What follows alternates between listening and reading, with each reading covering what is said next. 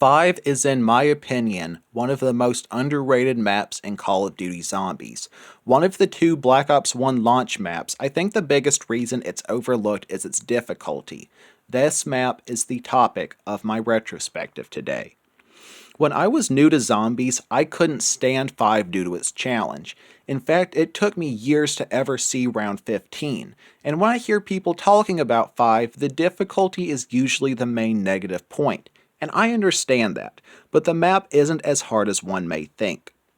Unlike some maps, such as Nuketown or Bus Depot, which can offer almost endless chaos after getting set up with pack-a-punch guns and perks, 5 is pretty simple. You just run in circles around the war room, or you can set up the electric trap in the spawn room if you're up for a super high round.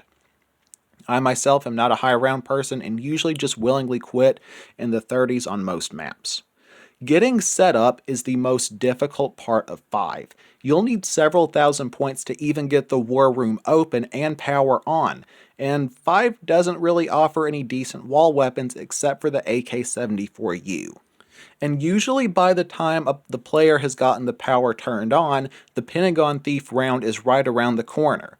And by now the player probably has enough points to get a decent gun or a Juggernog, but not both.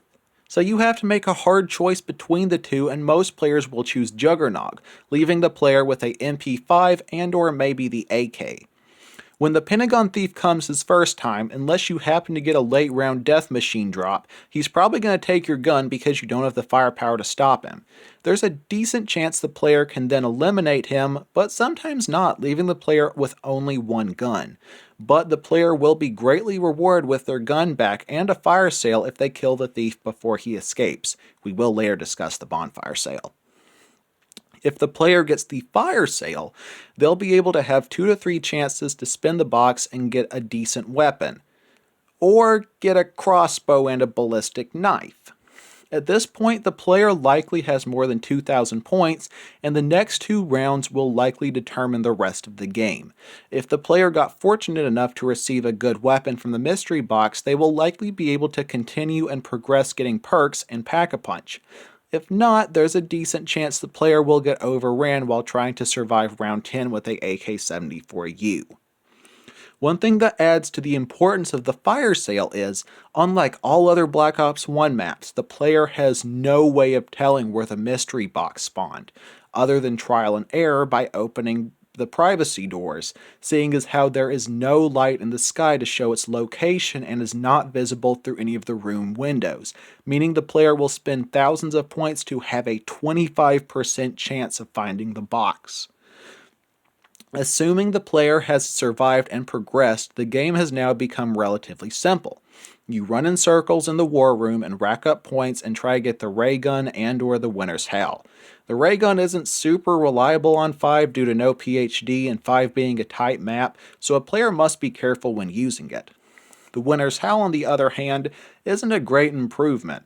It's not a very safe weapon and will not bail you out of a corner 9 times out of 10, but it's one of the strongest guns on the map, making the player use it simply to survive. Of course, every several rounds, the Pentagon Thief will return and try to steal your gun, but this time the player has a higher chance of killing him before he reaches the player, rewarding the bonfire sale, allowing for a 1,000 point Pack-a-Punch.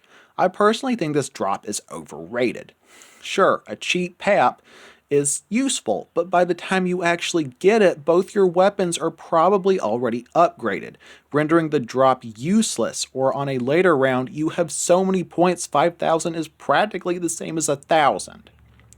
Overall, 5 is a difficult map for new players who are trying to learn training and all the guns in the game and the mechanics, especially with no real safety weapon and only one trap in a small corner area. I don't think it's a great map, but it's definitely underrated, and I do understand why a lot of players didn't and still don't like it. But it's a great map for more experienced players or players looking for a challenge. Not one of my favorite maps, but it's always fun to boot up. Well, that's my video for today. I hope you enjoyed watching. Please do feel free to like, subscribe, and comment. Really want to hear your thoughts on this one. Jesus loves you. Always remember that. Have a blessed day. Goodbye.